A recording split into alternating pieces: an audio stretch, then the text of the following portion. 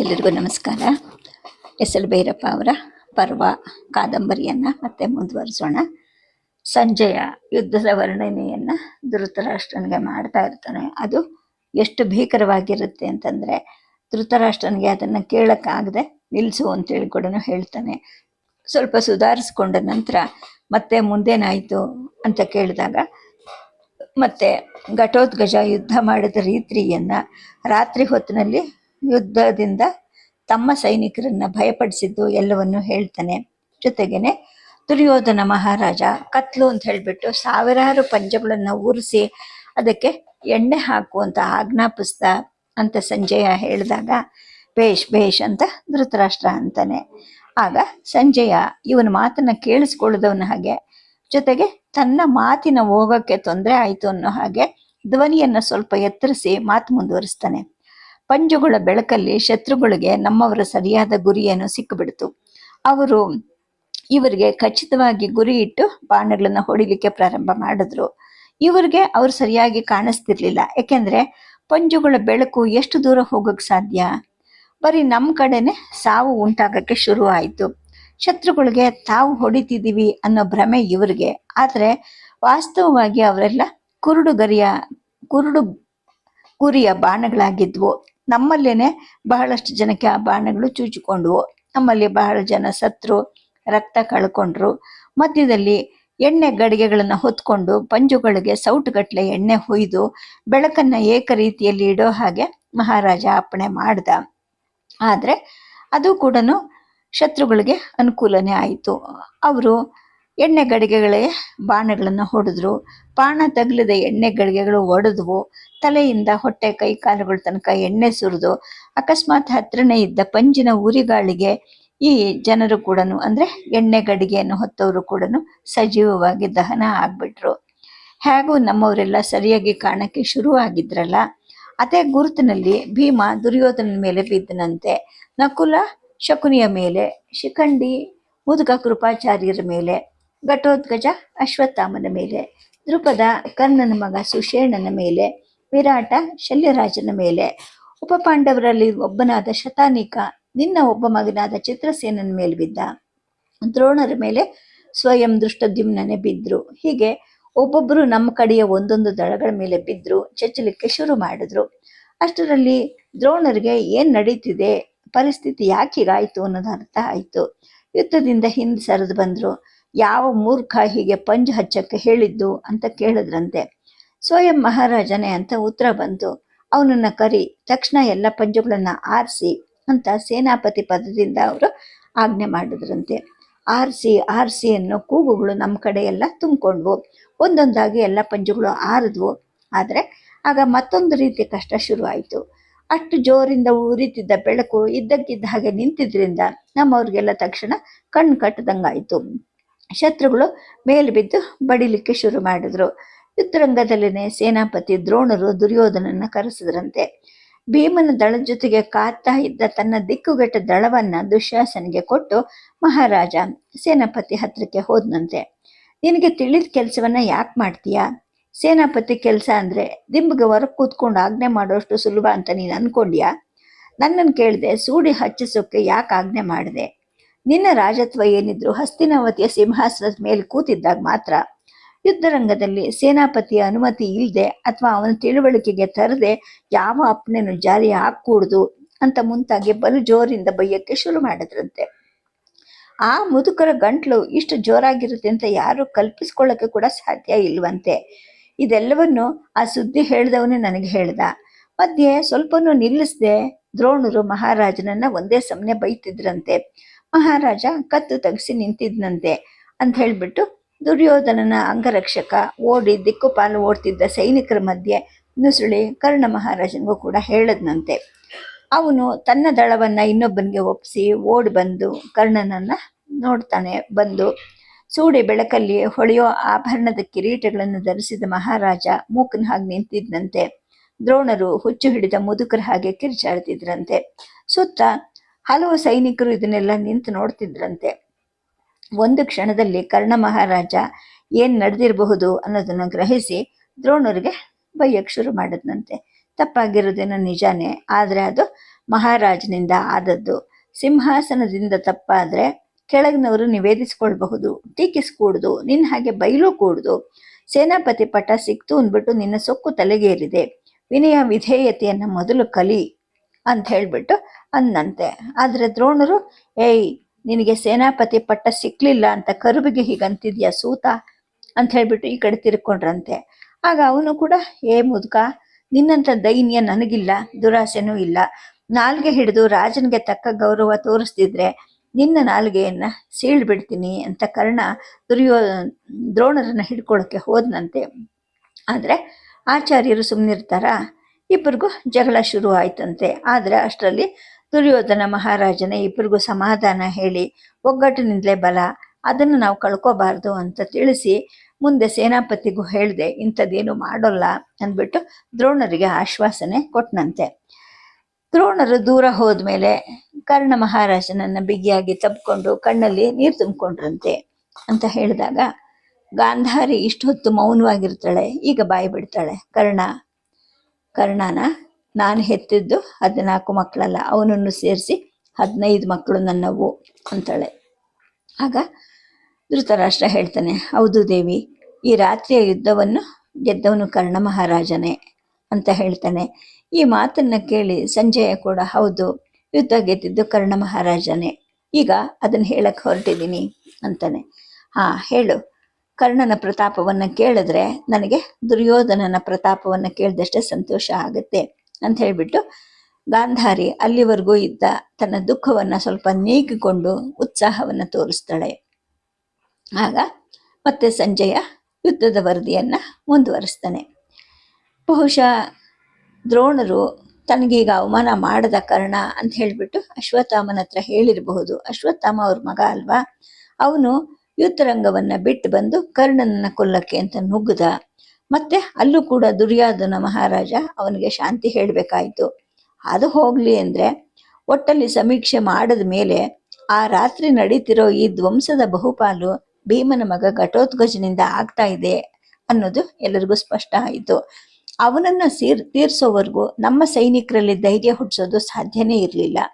ಮೊದಲೇ ಅವನದು ರಾಕ್ಷಸ ದಳ, ರಾತ್ರಿ ಹೊತ್ತು ಬೇರೆ, ಕೈಗೆ ಸಿಕ್ಕಿದ ಪದಾರ್ಥಗಳನ್ನ ಬೀಸೋದು, ಎಸೆಯೋದು, ಎಷ್ಟೋ ಸಲ ಸತ್ತ ಸೈನಿಕರ ಹೆಣಗಳನ್ನ ಎತ್ತಿ ನಮ್ಮ ಸೈನ್ಯದ ಮಧ್ಯೆ ಎಸೆಯೋದು, ಹೆಣಗಳ ತಲೆಗಳನ್ನ ಕಡಿದು ಚೆಂಡಿನ ಹಾಗೆ ಎಸೆದು ಬಿಡೋದು, ಜೊತೆಗೆ ವಿಚಿತ್ರವಾದ ಕೂಗಾಟ, ಕಿರಿಚಾಟ ಇವು ಕೂಡ ಇದ್ವು. ಭಯ ಆ ಸಂದರ್ಭದಲ್ಲಿ ಸಹಜವಾಗಿ ಇರೋದಕ್ಕಿಂತ 100 ಪಾಲು 1000 ಪಾಲು ಹೆಚ್ಚಾಗಿ ಉಕ್ಕಿ ಹರಿತಿತ್ತು. ಅಲ್ಲದೆ ರಾಕ್ಷಸರಿಗೂ ಕೂಡ ಅನೇಕ ಮಾಯಾಶಕ್ತಿಗಳು ಇದೆ ಅನ್ನೋ ನಂಬಿಕೆ ಬೇರೆ ಎಲ್ಲ ಕಡೆನೂ ಇತ್ತು.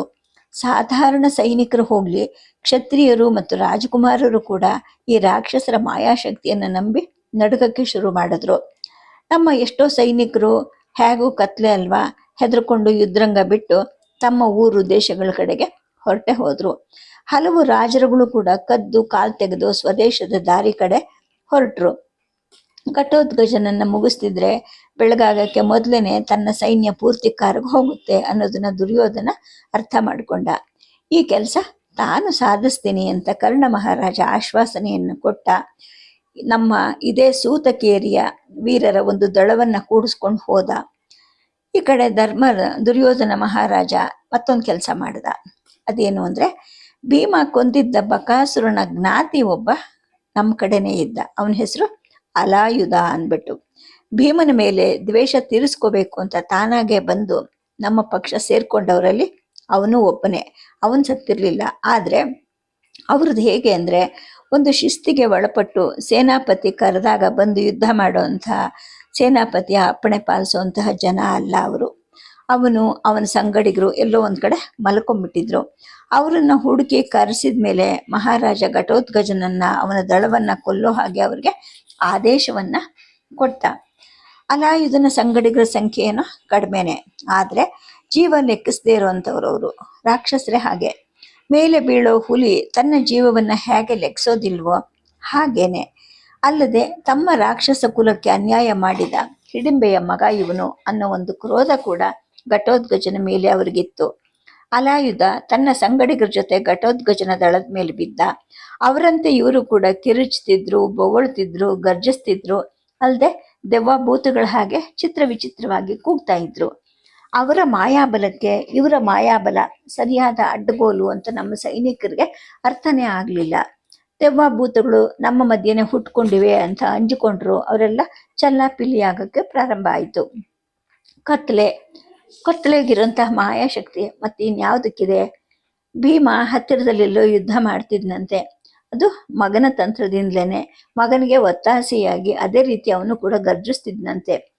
ತನ್ನ ಜ್ಞಾತಿಯಾದ ಬಕನನ್ನ ಕೊಂದ ಭೀಮ ಇವನೇ ಅನ್ನೋದು ಅಲಾಯುಧನ್ಗೆ ಅರ್ಥ ಆಯಿತು. ತನ್ನ ಸಂಗಡಿಗರ ಜೊತೆ ಹೋಗ್ಬಿಟ್ಟು ಭೀಮನ ಮೇಲೆ ಬಿದ್ದಂತೆ. ಇದನ್ನ ನೋಡಿ ಭೀಮನ ದಳದವ್ರಿಗೇನೆ ಭಯ ಆಯ್ತಂತೆ. ರಾಕ್ಷಸರ ಮಾಯಾಶಕ್ತಿಯ ಭಯ ಅವ್ರಿಗೂ ಇರುತ್ತಲ್ವಾ. ಜೊತೆಗೆ ಕತ್ಲು ಇತ್ತು. ಆರ್ಯರ ಮೇಲಾದರೆ ಅದ್ಭುತ ಶೌರ್ಯದಿಂದ ಕಾದಿ ಕೊಲ್ಲುವಂತಹ ಭೀಮನ ದಳದವರು ಇವರು ರಾಕ್ಷಸರು ಅಂತ ತಿಳಿದ ತಕ್ಷಣ ಎಲ್ಲ ಚೆದರು ಬಿಟ್ರಂತೆ. ಅಲಾಯುಧ ನುಗ್ಗಿ ಭೀಮನನ್ನ ಹಿಡಿದ್ನಂತೆ. ವಿಶ್ರಾಂತಿ ಇಲ್ಲದೆ ಹಿಂದಿನ ಬೆಳಗಿಂದ ಒಂದೇ ಸಮ ಕಾದಿದ್ನಂತೆ ಭೀಮ. ಅಲ್ಲದೆ ಯುದ್ಧದ ಆರಂಭದ ದಿನದಿಂದಲೂ ಶಕ್ತಿ ವ್ಯಯವನ್ನ ಮಾಡ್ಕೊಂಡ್ಬಿಟ್ಟಿದ್ದ. ಆದ್ರೆ ಅಲಾಯುಧ ಸುಖವಾಗಿ ಹಸಿ ಮಾಂಸವನ್ನು ತಿಂದು ನಿದ್ದೆ ತೆಗೆಯುತ್ತಿದ್ದ. ಮೊದಲ ಏಟಿಗೆನೆ ಭೀಮ ತತ್ತರಿಸಿ ಹೋದ್ನಂತೆ. ತಲೆ ಸುತ್ತು ಬಂದಂತಾಗೆ ಕೆಳಗೆ ಬಿದ್ದೇ ಬಿಟ್ನಂತೆ. ಶತ್ರುಗಳ ಕಡೆಯಿಂದ ಬಂದ ಈ ರಾಕ್ಷಸ ಗುಂಪನ್ನು ನೋಡಿ ಘಟೋತ್ಕಚನಿಗೂ ಕೂಡ ಆಶ್ಚರ್ಯ ಆಯ್ತಂತೆ. ಅವರ ಗತಿಯನ್ನ ಅವನು ಕೂಡ ಗಮನಿಸ್ತಾ ಇದ್ನಂತೆ. ಈಗ ಆ ಅಲಾಯುಧ ತನ್ನ ಅಪ್ಪನನ್ನ ಕೆಡವಿ ಅವನ ಮೇಲೆ ಏರಿ ಕೂತಿರೋದು ಅವನ ಕಣ್ಣಿಗೆ ಬಿತ್ತಂತೆ. ಇನ್ನು ಒಂದೆರಡು ಕ್ಷಣ ತಡ ಮಾಡಿದ್ರೆ ತನ್ನಪ್ಪನ ಎದೆಯ ರಕ್ತವನ್ನು ಇವನು ಹೀರಿ ಬಿಡ್ತಾನೆ ಅನ್ನೋದು ಅವನಿಗೆ ಅರಿವಿಗೆ ಬಂದ ತಕ್ಷಣ ನೇರವಾಗಿ ಈ ಕಡೆ ನುಗ್ಗಿ ಬಂದು ಇವನ ಮೇಲೆ ಬಿದ್ದು ಅವನ ಕುತ್ತಿಗೆ ಹಿಡಿದ್ನಂತೆ. ಇಬ್ಬರು ಭಾರನು ಭೀಮನ ಮೇಲೆ ಬಿತ್ತಂತೆ. ಅಷ್ಟರಲ್ಲಿ ಅಲಾಯುಧ ಹೊರಳುತ್ತಾನೆ. ಭಾರ ತಪ್ಪುತ್ತೆ. ಅವರಿಬ್ರು ಒಬ್ಬರ ಮೇಲೊಬ್ರು ಹೊರಳುಕೊಂಡು 4-5 ಮಾರು ದೂರ ಹೋಗ್ತಾರೆ. ಮೇಲೆ ಎದ್ದು ಅಲಾಯುಧನ ಮೇಲೆ ಬೀಳೋಷ್ಟು ಶಕ್ತಿನೂ ಇಲ್ಲದೆ ಭೀಮ ಬರಿದೆ ಕೂತ್ಕೊಂಡು ಏದುಸಿರು ಬಿಡ್ತಾ ಇರ್ತಾನೆ. ಅಷ್ಟರಲ್ಲಿ ಆ ಕಡೆ ಬಂದ ಕರ್ಣನಿಗೆ ಇದು ಕಾಣುತ್ತೆ. ಓಡಿ ಬಂದು ತನ್ನ ಕತ್ತಿಯನ್ನು ಎಳೆದು ಘಟೋತ್ಕಚನ ಕುತ್ತಿಗೆಗೆ ಒಂದು ಏಟು ಹಾಕಿ ವಾಪಸ್ ಹೋಗ್ಬಿಡ್ತಾನೆ.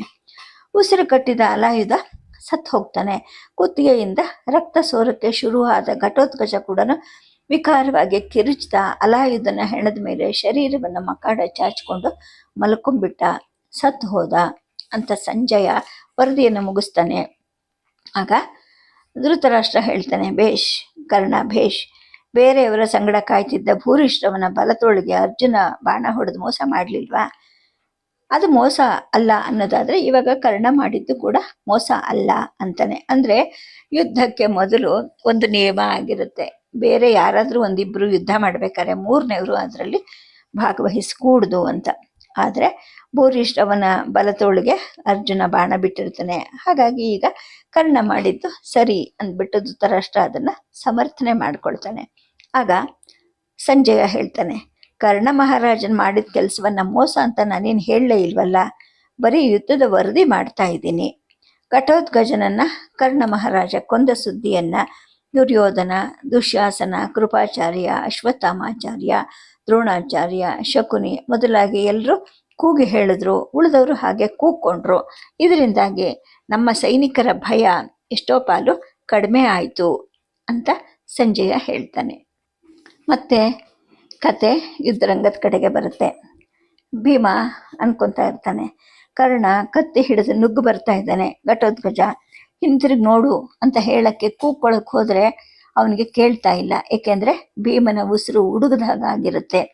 ಅಲಾಯುಧನನ್ನ ಅವನ ಉಸಿರನ್ನ ಒಳಗೆ ಹುಗಿಯೋದ್ರಲ್ಲಿ ತಾನೇ ಎದ್ದು ಹೋಗಿ ಕರ್ಣನನ್ನು ತಡಿಬೇಕು ಅಂತ ಅನ್ಕೊಳ್ತಾನೆ. ಆದ್ರೆ ಭೀಮನಿಗೆ ಕಣ್ಣು ಗತ್ತಲೆ ಹತ್ತಿಸ್ಕೊಂಡ್ಬರುತ್ತೆ. ಘಟೋತ್ಕಚನದ ಧ್ವನಿ ಆ ಅಂತ ಉಸಿರು ತಡೆದು ಅರ್ಚೋ ಧ್ವನಿ ಕೂಡ ಕೇಳುತ್ತೆ. ಜೊತೆಗೆ ಕರ್ಣ ಹಿಂತಿರುಗಿ ಹೋಗಿದ್ದು ಮರೆ ಆಗಿದ್ದು ಎಲ್ಲವೂ ಭೀಮನಿಗೆ ಕಾಣುತ್ತೆ. ಕತ್ತಲಲ್ಲಿ ಕಪ್ಪಗೆ ಘಟೋತ್ಕಚನ ಕುತ್ತಿಗೆಯಿಂದ ಹರಿಯೋದು ಕೂಡ ಕಾಣುತ್ತೆ. ಅಂದ್ರೆ ಕಪ್ಪಾಗಿ ಹರಿತಿರೋದು ಕೆಂಪು ರಕ್ತ. ಆದ್ರೆ ಕತ್ತಲೆಯಿಂದಾಗಿ ಅವನಿಗೆ ಏನು ಕಾಣಿಸ್ದು, ಹಾಳು ಕಣ್ಣುಗತ್ತಲೆ. ಜೊತೆಗೆ ಕೈ ಕಾಲು ಬಡಿತಾನೆ ಘಟೋತ್ಕಚ. ಇವನಿಗೆ ಕಳೆದು ಹೋದಂಗಾಯ್ತಾ ಕಣ್ಣುಗತ್ತಲೆ ಅನ್ಸುತ್ತೆ. ತಕ್ಷಣ ಎದ್ದು ಹೋಗಿ ಮುಟ್ಟಿ ನೋಡ್ತಾನೆ. ಅರ್ಧ ಭಾಗ ಕುಯ್ದು ಹೋಗಿದ್ದ ಕುತ್ತಿಗೆಯಿಂದ ರಕ್ತ ಧುಮ್ಮಿಕ್ತಾ ಇರುತ್ತೆ. ಭೀಮ ಅದನ್ನ ಒತ್ತಿ ಹಿಡಿದ್ರೂ ಅದು ನಿಲ್ಲೋದಿಲ್ಲ. ಕ್ಷಣಗಳಲ್ಲಿ ಘಟೋತ್ಕಚನ ಕಿರುಚಾಟ ನಿಂತು ಹೋಗುತ್ತೆ. ಅವನ ಕೈ ಕಾಲು ಸೆಟಿಯುತ್ತವೆ. ಭೀಮ ಸುಮ್ಮನೆ ನಿಂತ್ಕೊಂಡ್ಬಿಡ್ತಾನೆ. ಎತ್ತಲಿಂದಲೂ ಒಂದು ಬಾಣ ಬಂದು ಅವನ ತೋಳಿಗೆ ತಾಗತ್ತೆ. ಇನ್ನೊಂದು ಪಕ್ಕದಲ್ಲಿ ರೊಯ್ ಅಂತ ಹಾರಿ ಹೋಗುತ್ತೆ. ತೋಳಿಗೆ ಚುಚ್ಚಿಕೊಂಡ ಬಾಣವನ್ನು ಕಿತ್ತು ಎಸೆದು ಭೀಮ ತಕ್ಷಣ ಬಾಗ್ತಾನೆ. ಆನೆಯಂತೆ ಕಾಲು ಮಡಿಸಿ ಕೂತ್ಕೊಂಡು ಘಟೋತ್ಕಚನ ದೇಹವನ್ನ ಎತ್ತಿ ಬೆನ್ನ ಮೇಲಕ್ಕೆ ಎಳ್ಕೊಳ್ತಾನೆ. ಅವನ 2 ಕೈಗಳನ್ನ ತನ್ನ ಎದೆ ಮೇಲೆ ಬರೋ ಹಾಗೆ ಎಳೆದು ಹಿಡ್ಕೊಂಡು ಎದ್ದು ನಿಂತ್ಕೊಳ್ತಾನೆ.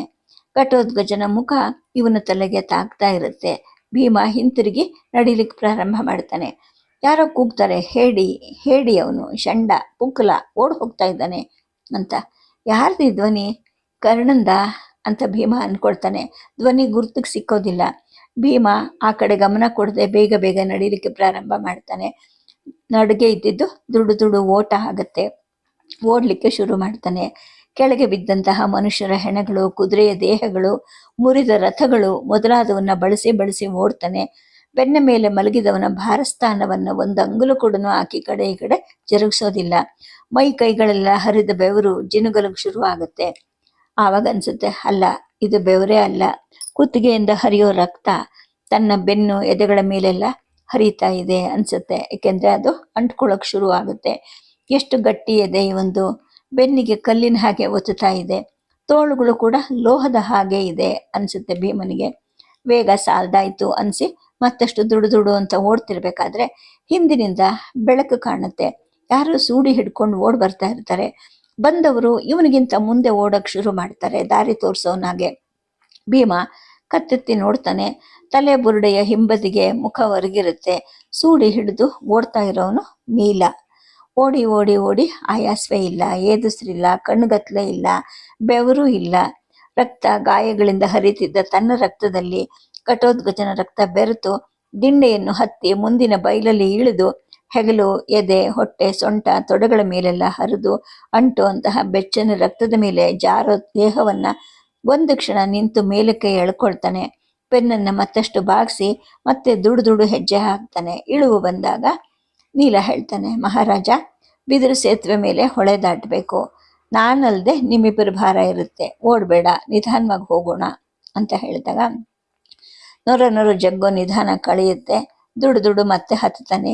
ಏಯ್, ನಾನು ಭೀಮಸೇನ ಮಹಾರಾಜ, ಇವನು ಸೇವಕ ನೀಲ, ಒಳಗ್ ಬಿಡು ಅಂತ ಹೇಳ್ಬಿಟ್ಟು ತನ್ನ ಗುಡಿಸಲಿನ ಮುಂದೆ ಆನೆ ಹಾಗೆ ಕೂತ್ಕೊಂತಾನೆ. ಉಪಾಯವಾಗಿ ಹೆಣವನ್ನ ಇಳಿಸಿ ಆಗ ಎದುಸಿರು ಬಿಡ್ತಾನೆ. ನೀಲ, ಅಡಿಗೆಯವರನ್ನ ಕೂಗಿ ಮೇಲಿನ ದಿಣ್ಣೆಯಲ್ಲಿ ದೊಡ್ಡ ಚಿತೆ ಮಾಡೋ ಹಾಗೆ ಹೇಳು, ಬೇಗ ಬೇಗ. ಗುಡಿಸಲಿನ ಮುಂದೆ ಚಾಪೆ ಮೇಲೆ ಅಂಗಾತ ಘಟೋತ್ಕಚನ ದೇಹವನ್ನ ಮಲಗಿಸ್ತಾನೆ. ಆ ಘಟೋತ್ಕಚನ ಎದೆನ ಮೇಲೆ ಇವನು ಕೈಯನ್ನ ಇಡ್ತಾನೆ. ಎಷ್ಟು ಬೆಚ್ಚಗಿದೆಯಲ್ವಾ? 2 ತೋಳುಗಳನ್ನ ಬಾಚಿ ಎಡಗೈಯನ್ನ ಬೆನ್ನಿನಡಿ ನುಗ್ಗಿಸಿ ಬಲಗೈಯನ್ನು ಸೊಂಟದ ಅಡೆಗೆ ನುಗ್ಗಿಸಿ ಹಿಸ್ಕೋ ಹಾಗೆ ತಬ್ಕೋತಾನೆ.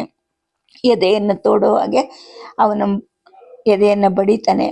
ಆಗ ಭೀಮ, ನಮ್ಮ ಘಟೋತ್ಕಚ ಸತ್ನ ಅನ್ನೋ ಒಂದು ಮಾತು ಅವನಿಗೆ ಕೇಳುತ್ತೆ. ಅವನ ಬೆನ್ನಿನ ಮೇಲೆ 2 ತೋಳುಗಳು ಬೀಳುತ್ತವೆ. ಯಾರದು ಅಂತ ನೋಡಿದ್ರೆ ಅವು ಕೃಷ್ಣಯ್ಯವು. ಒಳ ನುಗ್ಗಿಸುವಂತೆ ಮುಖವನ್ನ ಎದೆಗೆ ಒತ್ಕೊಳ್ತಾನೆ. ಎದೆ ಹೊಡೆತನೂ ಇರೋದಿಲ್ಲ, ಎದೆ ಬಿಸಿನೂ ಇರಲ್ಲ. ಹೆಪ್ಪು ಕಟ್ಟಿದ ಬರಿಗಟ್ಟಂತಹ ಬುಯ್ಗುಡ್ತಿರುವಂತಹ ನಿಶಬ್ದ, ಕಣ್ಣುಗತ್ಲೆ ಮತ್ತೆ ಪ್ರಜ್ಞೆ ಬಾರದ ಮೂರ್ಛನೋ, ಯಾರೋ ಮಾತಾಡಿದ ಸದ್ದು, ನೆತ್ತಿ ಕೊರಿಯೋ ಶೀತ ಎಲ್ಲ ಅವನಿಗೆ ಅನುಭವ ಆಗತ್ತೆ. ಭೀಮ, ಎಚ್ಚರಿಕೆ ಇದೆಯಾ? ಇಲ್ಲಿ ನೋಡು, ನಾನು ಕೃಷ್ಣೆ, ನಿನ್ನ ಅಣ್ಣನ ನೋಡು. ದೂರದಿಂದ 2 ಕೊಳ್ಳಿ ಓಡ್ ಬರೋದು ಕೂಡ ಕಾಣುತ್ತೆ. ಹೀಗಾಯ್ತು ಅಂತ ಕೇಳಿದ್ವಿ. ಚಂದ್ರೋದಯ ಆಗೋ ತನಕ ಸೈನಿಕರಿಗೆ ವಿಶ್ರಾಂತಿ ಅಂತ ಹೇಳ್ಬಿಟ್ಟು ಶತ್ರುಗಳನ್ನ ಒಪ್ಪಿಸಿ ನಮ್ಮ ದಳವನ್ನ ಸಾತ್ವಿಕಿಗೆ ವಹಿಸಿ ಕುದುರೆ ಏರಿ ಓಡಿಸ್ಕೊಂಡು ಬಂದ್ವಿ. ಅರ್ಜುನ, ನೀನು ಭೀಮನನ್ನ ಆ ಕಡೆಯಿಂದ ಹಿಡ್ಕೋ ಅನ್ನೋ ಮಾತು ಕೇಳುತ್ತೆ. ಚುಯಿಗುಡುವಂತಹ ನಿಶಬ್ದ, ಕಣ್ಣುಗತ್ಲೆ ಎಲ್ಲ ಕಡೆನೂ. ಮಹಾರಾಜ, ಚಿತೆ ಸಿದ್ಧವಾಗಿ ಉರಿತಿದೆ ಅನ್ನೋ ಮಾತು ಕೇಳುತ್ತೆ. ಸರಕ್ಕನೆ ಇವನು ಮೇಲೆದ್ದೇಳ್ತಾನೆ. ಆನೆ ಹಾಗೆ ಮಂಡಿ ಊರಿ ಕೂತ್ಕೊಂಡು ದೇಹವನ್ನ ಮೊದಲಿನ ಹಾಗೆ ಬೆನ್ನ ಮೇಲೆ ಹಾಕ್ಕೊಳ್ತಾನೆ. ಬೇಡ ಬೇಡ, ನಾವೆಲ್ಲ ಹಿಡ್ಕೊಳ್ತೀವಿ ಅಂತ ಎಲ್ಲರೂ ಹೇಳ್ತಾರೆ. ಆದರೆ ಇವನು ಕೇಳೋದಿಲ್ಲ. ತಾನೇ ಎತ್ತಿ ಎಸ್ಕೊಂಡು ದುಡು ಕೊಳ್ಳಿ ಹತ್ರ ಹೋಗ್ತಾನೆ. ಆ ಬೆಳಕಲ್ಲಿ ಎತ್ತರದ ದಿಣ್ಣೆ ಮೇಲೆ ತೆತ್ಲು ಉರಿತಿದ್ದ ಕೆದರುವ ದೊಡ್ಡ ತುಂಡುಗಳ ಅಗ್ನಿರಾಶಿಯ ಅಗಲವಾದ ಹೊಟ್ಟೆ ಒಳಗಡೆ ದೇಹವನ್ನು ನೇರವಾಗಿ ಇಡ್ತಾನೆ. ಕಂಬದ ಹಾಗೆ ನಿಂತು ಆ ಪಕ್ಕಕ್ಕೆ ದ್ರೌಪದಿ, ಅರ್ಜುನ, ಈ ಕಡೆ ಪಕ್ಕಕ್ಕೆ ಕೃಷ್ಣ, ಧರ್ಮಜ ಎಲ್ಲರೂ ನೋಡ್ತಾ ನಿಂತಿರ್ತಾರೆ. ಉರುಳುತ್ತಿದ್ದ ಬೆಂಕಿಯ ತುಂಡುಗಳನ್ನ ಬಿದಿರುಗಳಿಂದ ನೂಕುವ ಆಳುಗಳು ಇರುತ್ತವೆ. ಘಟೋತ್ಕಚನ ಕೆಂಪು ದೇಹ ಮಸಿಯಾಗಿ ಕರುಕಾಗಿ ಒಳಗಿಂದ ತೊಟ್ಟಿಕ್ಕಿ ಚುಯಿ ಅನ್ನೋ ಒಂದು ಹೆಣನೆ ಹತ್ತಿ ಹತ್ತಿ ಬೇಯುವಾಗ ಸರಕ್ಕನೆ ಭೀಮ ಪಕ್ಕಕ್ಕೆ ತಿರುಗ್ತಾನೆ. ಅರ್ಜುನ, ಕರ್ಣ ನಿನಗೆ ಮೀಸಲು ಅಂತ ಹೇಳ್ತಾ ಇದ್ನೆ ಅಲ್ವಾ, ಅದು ನಿಜನಾ ಅಥವಾ ನಾನೇ ಹೋಗಿ ಅವನನ್ನ ಕೆಡವಲ್ಲ ಅಂತ ಕೇಳ್ತಾನೆ. ಬೇಡಪ್ಪ, ನನ್ನ ಮೀಸಲೇನೆ ಅವನು. ಅಮ್ಮ ಕುಂತಿ ಮೇಲೆ ಆಣೆ ಇಟ್ಟು ಹೇಳ್ತಾ ಇದ್ದೀನಿ, ನೀನು ಅವನನ್ನು ಮುಟ್ಟಬೇಡ. ಅವನ ತಲೆಯನ್ನು ಕತ್ತರಿಸಿ ನಿನ್ನ ಎಡಗಾಲಿಗೆ ತಾಕೋ ಹಾಗೆ ನಾನು ಅವನನ್ನ ಎಸಿತೀನಿ. ಆತುರದಲ್ಲಿ ಗಡು ಹಾಕೋದು ಬೇಡ ಅಷ್ಟೇ ಅಲ್ವಾ ಕೃಷ್ಣ ಅಂತ ಅರ್ಜುನ ಹೇಳ್ತಾನೆ. ಹೆಣ ಎಲ್ಲ ಕಡೆಯಿಂದಲೂ ಹೊತ್ಕೊಂಡು ಉರಿಯೋ ಕೊರಡುಗಳ ಜೊತೆಗೆ ಒಂದಾಗತ್ತೆ. ಕಾಲು ಕೈ ತಲೆಗಳ ಆಕೃತಿ ಇನ್ನು ಕಳಚಿರೋದಿಲ್ಲ. ಆಗ ಭೀಮ ಹೇಳ್ತಾನೆ, ನೀಲ, ಇದು ಪೂರ್ತಿ ಉರಿದು ಬೂದಿ ಆಗೋವರೆಗೂ ನೀನು ಇಲ್ಲೇ ಇರಬೇಕು. ಆ ನಂತರ ಆ ಬೂದಿಯನ್ನು ಎತ್ತಿ ನದಿಯಲ್ಲಿ ಕದರಿ ಹರಿಬಿಡಬೇಕು. ಒಂದೇ ಒಂದು ಮೂಳೆ ಕೂಡ ನಾಯಿ ನರಿಗಳಿಗೆ ಸಿಕ್ಕಕೂಡ್ದು ಅಂತ ಹೇಳ್ಬಿಟ್ಟು ಅಪ್ಪಣೆ ಮಾಡ್ತಾನೆ. ಸರಕ್ಕನೆ ತಿರುಗಿ ದುಡು ಅಂತ ಓಡ್ಲಿಕ್ಕೆ ಶುರು ಮಾಡ್ತಾನೆ. ಆದರೆ ಕೃಷ್ಣ ಮತ್ತೆ ಓಡ್ ಬರ್ತಾನೆ. ಭೀಮ, ಎಲ್ಲಿಗೆ ಹೋಗ್ತಿದ್ಯಾ ಅಂದಾಗ, ಯುದ್ಧಕ್ಕೆ ಹೋಗ್ತಾ ಇದ್ದೀನಿ. ಅಲಾಯುಧನ ಕಡೆಯ ರಾಕ್ಷಸರನ್ನ ಮುಗಿಸ್ಬೇಕು. ಘಟೋತ್ಕಚನ ಸಂಗಡಿಗರಿಗೆ ಮುಂದಾಳು ಇಲ್ದಂಗಾಗಿದೆ, ನಾನು ಹೋಗಬೇಕು ಅಂತಾನೆ. ಆಗ ಕೃಷ್ಣ ಹೇಳ್ತಾನೆ, ಅದನ್ನು ನಾವು ಮಾಡ್ತೀವಿ. ನಿನ್ನ ಮುಖ ಹೇಗಾಗಿದೆ ಗೊತ್ತಾ? ಹೋಗಿ ಒಂದು ಒಪ್ಪತ್ತಾದರೂ ಮಲ್ಕೊಂಡು ನಿದ್ದೆ ಮಾಡು. ಆಮೇಲೆ ಅವರೆಲ್ಲರ ನೆಣ ಎತ್ತುವೆಯಂತೆ. ದ್ರೌಪದಿ, ಭೀಮನ್ನ ಕೈ ಹಿಡಿದು ಗುಡಿಸ್ಲಿಗೆ ಕರ್ಕೊಂಡು ಹೋಗಿ ಮಲಗಿಸು. ಈಗ ಅವನಿಗೆ ರೋಷ ಇದೆ ಅಷ್ಟೇ, ಬರೀ ರೋಷದಿಂದ ಯುದ್ಧ ಆಗೋದಿಲ್ಲ ಅಂತ ಹೇಳ್ತಾನೆ. ದ್ರೌಪದಿ ಹತ್ರ ಬರ್ತಾಳೆ, ಅವನ ಕೈ ಹಿಡಿದು ಶಿಬಿರದ ಕಡೆಗೆ ಕರ್ಕೊಂಡು ಹೋಗ್ತಾಳೆ. ಭೀಮ ಹಸುವಿನ ಹಿಂದೆ ಹೋಗಿ ಕರುವಿನ ಹಾಗೆ ಅವಳನ್ನು ಹಿಂಬಾಲಿಸ್ತಾನೆ. ಅವನನ್ನು ಗುಡಿಸ್ಲಿಗೆ ಕರ್ಕೊಂಡೋಗಿ ಹಣತೆ ಹಚ್ಚಿಸಿ ತಾನೇ ಚಾಪೆ ಕಂಬಳಿಗಳನ್ನು ಹಾಸಿ ಅನಂತರ ಹೇಳ್ತಾಳೆ, ನೋಡು, ನಿನ್ನ ತಲೆ, ಮುಖ, ಮೈ, ಕೈ ಎಲ್ಲಕ್ಕೂ ರಕ್ತ ಮೆತ್ಕೊಂಡಿದೆ, ಸ್ನಾನ ಮಾಡ್ತೀಯಾ ಅಂದಾಗ, ಬೇಡ ಅಂತಾನೆ ಭೀಮ. ಅಡಿಗೆ ಒಲೆ ಸದಾ ಉರಿತಿರುತ್ತೆ, ಬಿಸಿನೀರು ಇರುತ್ತೆ, ಸ್ನಾನ ಮಾಡು ಅಂತ ಆಕೆ ಹೇಳ್ತಾಳೆ. ಬೇಡ, ತೊಳೆದ್ರೆ ಈ ರಕ್ತದ ವಾಸನೆ ಹೋಗುತ್ತಾ ಅಂತ ಅವನು ಕುಸಿದು ಕೂತ್ಕೊಂಡ್ಬಿಡ್ತಾನೆ. ದ್ರೌಪದಿ ಹತ್ರ ಬರ್ತಾಳೆ, ತನ್ನ 2 ಕಾಲುಗಳನ್ನು ಜೋಡಿಸಿ ಮಡಿಸ್ಕೊತಾಳೆ. ಇಲ್ಲಿ ಮಲ್ಕೋಬಾ ಅಂದ್ಬಿಟ್ಟು ಅವನ ಭುಜ ಹಿಡಿದು ಎಳೆದು ಅವನ ತಲೆಯನ್ನು ತನ್ನ ತೊಡೆಗಳ ಮೇಲೆ ಇಟ್ಟು ಮಲಗಿಸ್ಕೊಳ್ತಾಳೆ. ಭೀಮ ಮಲ್ಕೊಂಡು ಕಣ್ಮುಚ್ಕೊಳ್ತಾನೆ. ಕತ್ಲೆ ಆದಾಗ ಅನ್ಸುತ್ತೆ. 1-2 ಸಲ ನೀಳವಾಗಿ ಉಸಿರು ಬಿಡ್ತಾನೆ. ಅನಂತರ ತಲೆಯನ್ನು ಅವಳ ತೊಡೆಗಳ ಮೇಲೆ ಇಟ್ಕೊಂಡೆ ಬಲಮಗ್ಗುಲಿಗೆ ತಿರುಗ್ತಾನೆ. ಬಲ ತೋಳಿಗೆ ಬಾಣ ಚುಚ್ಚಿ ತಾನು ಕಿತ್ತು ಹಾಕಿದ್ದ ಜಾಗದಲ್ಲಿ ಮತ್ತೆ ನೋವು ಕಾಣಿಸ್ಕೊಳ್ಳುತ್ತೆ. ತಕ್ಷಣ ಅಂಗಾತ ಮಲ್ಕೋತಾನೆ. 1 ನಿಮಿಷದಲ್ಲಿ ಮತ್ತೆ ಎಡಮಗ್ಗಲು ಹೊರಳ್ತಾನೆ. ಮರುಕ್ಷಣವೇ ಬಿಕ್ಕಿ ಬಿಕ್ಕಿ ಅಳಕ್ಕೆ ಶುರು ಮಾಡ್ತಾನೆ. ದ್ರೌಪದಿ ಬಾಗ್ತಾಳೆ, ಅವನ ತಲೆಯನ್ನು ಮುಚ್ಕೊಳ್ತಾಳೆ. ಭೀಮ, ಈ ಯುದ್ಧ ಯಾರ್ಯಾರನ್ನ ನುಂಗುತ್ತೋ ಏನೋ, ಅಳಬೇಡ, ನಿನ್ನೆ ಅಭಿಮನ್ಯು ಸಾಯ್ಲಿಲ್ವಾ ಅಂತ ಸಂತೈಸ್ತಾಳೆ. ಅವಳ ಗಂಟ್ಲು ಕೂಡ ಹೊತ್ತಿ ಬರ್ತಾ ಇರುತ್ತೆ. ಸತ್ತದಕ್ಕೆಲ್ಲ ನಾನು ಅಳ್ತಾ ಇರೋದು ಅಂತ ಭೀಮ ಬಿಕ್ಕತಾನೆ. ಕರ್ಣ ಕತ್ತಿ ಹಿಡಿದು ಬಂದಾಗ ನನಗೆ ಕಾಣಿಸ್ತಿತ್ತು, ಆದರೆ ಎದ್ದು ತಡೆಯುವಂತಹ ಶಕ್ತಿನೇ ನನ್ನಲ್ಲಿರಲಿಲ್ಲ. ಸಾವು ಆಕ್ರಮಿಸಿದ ಹಾಗೆ ತ್ರಾಣ ಸ್ಥಗಿತಗೊಂಡಿತ್ತು. ನನ್ನ ಹತ್ತಿರನೇ ನನ್ನ ಮಗನ ಕೊಲೆ ಆಗಿದ್ದನ್ನು ನಾನು ಕಣ್ಣಾರೆ ನೋಡಿದೆ, ಆದರೆ ಅದನ್ನು ನಿಲ್ಸಕ್ಕೆ ಆಗಲಿಲ್ಲ. ಈ ಭೀಮ ಎಷ್ಟು ನಿರ್ವೀರ್ಯನಾದ, ಷಂಡ ಆದ ಅಂತ ಹೇಳ್ಬಿಟ್ಟು ಜೋರಾಗಿ ಅಳಕ್ಕೆ ಶುರು ಮಾಡ್ತಾನೆ. ಅವಳು ಮತ್ತಷ್ಟು ಬಾಗಿ ಅವನ ತಲೆಯನ್ನು ತನ್ನ ಎದೆಯಲ್ಲಿ ಹುಕ್ಕೊಂಡು 2 ಕೈಗಳಿಂದ ಸುತ್ತುವರಿತಾಳೆ. ಅವನ ಬಿಸಿ ಕಣ್ಣೀರು ಹರಿದು ಅವಳ ಸೆರಗು ನೆನೆದು ತೊಡೆಗಳು ಕೂಡ ಒದ್ದೆ ಆಗತ್ವೆ. ಅವಳಿಗೆ ಏನಂತ ಸಮಾಧಾನ ಮಾಡಬೇಕು ಅಂತ ಮಾತುಗಳು ಕೂಡ ತೋಚೋದಿಲ್ಲ. ರಕ್ತ ಅವಳ ಕೆನ್ನೆ, ಕೈ, ಎದೆಗಳಿಗೂ ಹತ್ಕೊಳ್ಳುತ್ತೆ. ಸ್ವಲ್ಪ ಹೊತ್ತಿನ ನಂತರ ಭೀಮನ ಅಳು ನಿಲ್ಲುತ್ತೆ. ಅನಂತರ ನೀಳವಾಗಿ ಉಸಿರಾಡಕ್ಕೆ ಶುರು ಮಾಡ್ತಾನೆ. ಮತ್ತೆ ಕೆಲವೇ ಕ್ಷಣದಲ್ಲಿ ಸಣ್ಣದಾಗಿ ಗೊರಕೆ ಕೂಡ ಹೊಡಿಲಿಕ್ಕೆ ಅವನು ಪ್ರಾರಂಭ ಮಾಡಿ ದೀರ್ಘ ನಿದ್ದೆಗೆ ಶುರು ಮಾಡ್ತಾನೆ. ಈ ಕಡೆ ಮತ್ತೆ ಯುದ್ಧರಂಗಕ್ಕೆ ಬರೋಣ. ದ್ರೋಣರ ಸಾರಥಿ ದ್ರೋಣರನ್ನು ಕೇಳ್ತಾನೆ, ಯಾವ ಕಡೆಗೆ ನಡೆಸಲಿ ಆಚಾರ್ಯ ರಥವನ್ನ ಅಂತ. ಅವರಿಂದ ಯಾವುದೇ ಉತ್ತರ ಬರುವುದಿಲ್ಲ.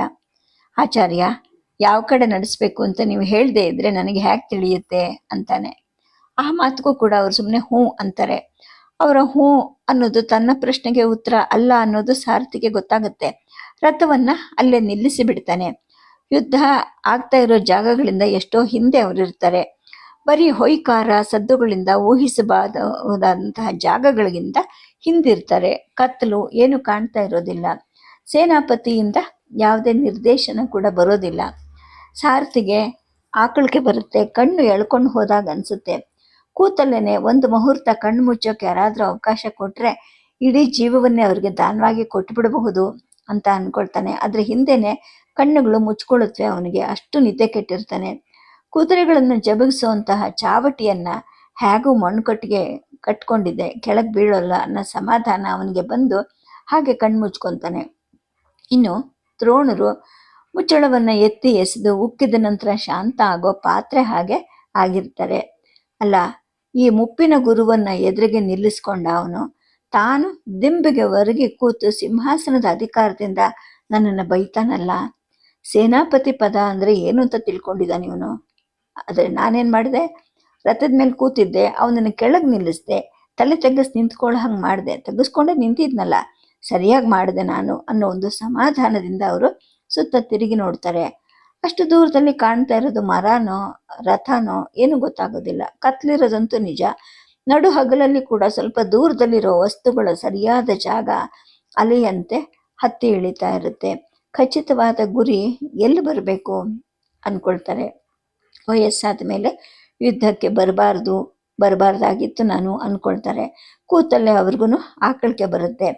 ಗುಡಿಸಲಿಗೆ ಹೋಗಿ ಮಲ್ಕೊಂಡ್ಬಿಟ್ರೆ ಸಾಕು ಅನ್ನೋ ಒಂದು ಆಸೆ ಅವರಿಗೆ ಬಲವಾಗತ್ತೆ.